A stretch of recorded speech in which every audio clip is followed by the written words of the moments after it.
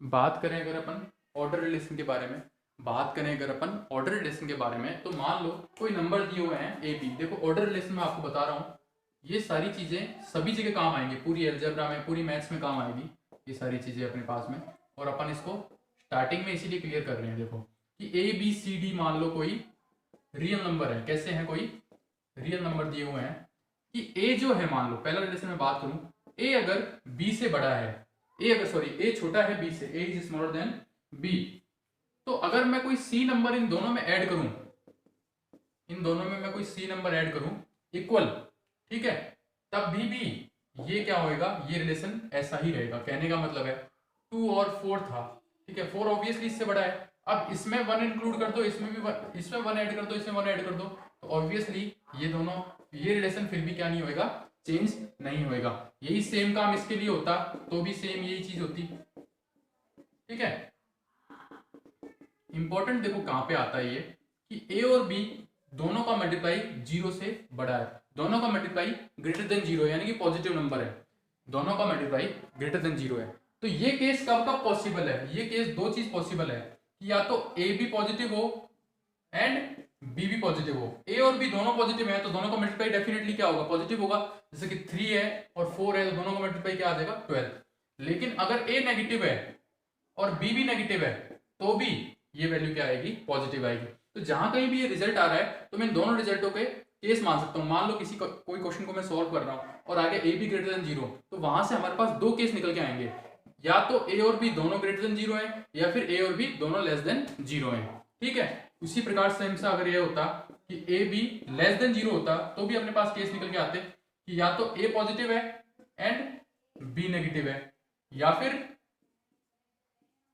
ए negative है और B positive है। बी क्या है, पॉजिटिव, यानी कि एक का दोनों का साइन क्या होना चाहिए, अलग अलग, क्योंकि -3 + 4 होने पर भी -12, या 3 × -4 होने पर भी -12। ये होएगा इसका एक ऑर्डर का पेयर की बात करें अपन। और बात करें और क्या रिलेशन निकल के आएगा अपने पास में,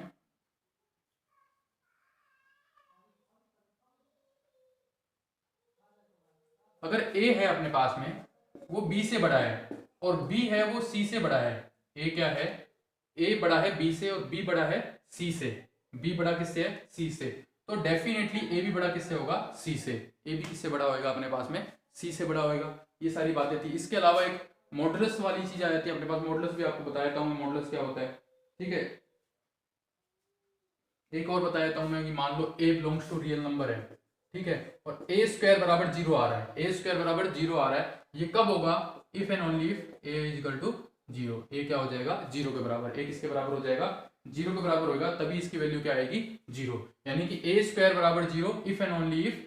हाँ, इसका मतलब भी देख लो भाई, if and only if, if and only if, यानी कि सिर्फ और सिर्फ इसी कंडीशन में कि a बराबर 0 होगा तभी ए स्क्वायर बराबर क्या होगा, 0। या फिर ए स्क्वायर बराबर 0 दिया हुआ है तो a बराबर डेफिनेटली क्या होगा, 0 होगा, ठीक है। इतनी सी बात है। अब मैं 0 के बारे में थोड़ी सी आपको बात बता देता हूं कि 0 कहां कहां किस तरीके से होता है। कि अगर मैं 0 में किसी नंबर का भाग दूं, देखो भाई, अगर मैं एक ये और लाइन है, एक तो ये होता है और एक ये होता है भाई। अगर मैं 0 में 0 का किसी संख्या में भाग देंगे तो वो हो जाएगा अनडिफाइंड, लेकिन 0 में किसी संख्या का भाग देंगे तो उसकी वैल्यू क्या आएगी, 0। ये भी इंपॉर्टेंट रिजल्ट है, बहुत बच्चे कंफ्यूज होते हैं इसमें कि भैया अगर मैं 0 का भाग दे रहा हूं, 0 का डिवाइड कर रहा हूं तो इन्फिनिटी आएगा, लेकिन 0 में डिवाइड कर रहा हूं तो क्या आएगा अपने पास में, 0 आएगा। तो आएगा अपने पास में 0 आएगा भाई, ठीक है। उसके अलावा मैं एक चीज और बात कर रहा हूं यहाँ पर इस नंबर के बारे में। देखो जब भी ये दो खड़ी लाइनें मैं लिख दूंगा ना किसी भी नंबर के पीछे, उसको हम बोलेंगे मॉडुलस। उसको हम क्या बोलेंगे, मॉडुलस। इस मॉडुलस का मतलब देखो, ये ऐसे मान लो पावर है, ये क्या पावर है कि इसके अंदर अगर प्लस का 4 है तो इसका आउटपुट 4 है, कोई दिक्कत वाली बात नहीं है।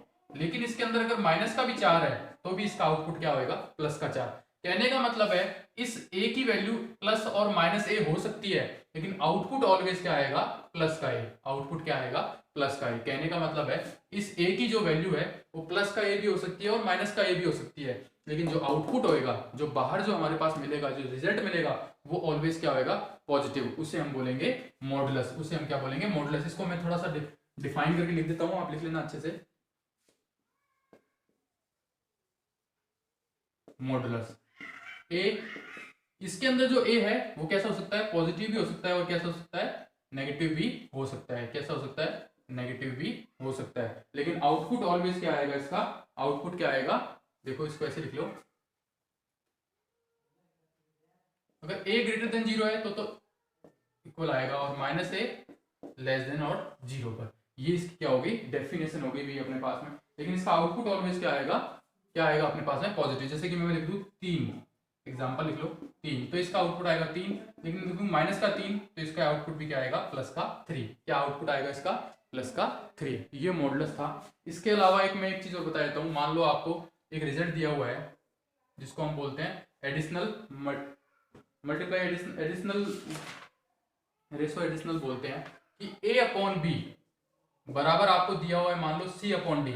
यहां पर एक रूल लगा सकते हैं अपन कि a plus B upon a minus B बराबर c plus D upon c minus D भी अगर अपन करें तो वो भी क्या होगा, सही होएगा भाई, वो भी क्या होएगा हमारे लिए सही। कहने का मतलब जो इसका डिनोमिनेटर है उसे हम ऐड और माइनस दोनों कर सकते हैं, ठीक है। जो डिनोमिनेटर है उसको एक बार तो ऐड करना है और एक बार उसको क्या करना है, माइनस करना है। वो भी आपस में क्या होगा, बराबर। कई बार इक्वेशंस में हम इसको यूज करेंगे इस रिजल्ट को, कि हमारे हम कहीं मान लो इस तरीके से फंस गए, ठीक है, तो हम उसको इस तरीके से यूज कर लेंगे कि x plus 3 upon X minus 3, Y plus 3 upon Y minus 3। इस तरीके से हम उसको क्या कर लेंगे, यूज कर लेंगे, ठीक है। तो एक ये भी इंपॉर्टेंट रिजल्ट है, इसको भी आप लिख लो, ठीक है। तो इतनी सारी ये सिर्फ बेसिक मैंने बताई है। लॉग की जो प्रॉपर्टी है, लॉग की प्रॉपर्टी में आपको लॉग का चैप्टर है अपने पास। देखो अपने पास जो चैप्टर है वो मैं बता देता हूँ। पहला चैप्टर आएगा अपने पास रियल सेट का और रिलेशन का। इजी है, कुछ भी नहीं है। थोड़ा सा मैं उसमें फंक्शन की भी जानकारी आपको दूंगा, फंक्शन 12th के अंदर और अच्छे से है।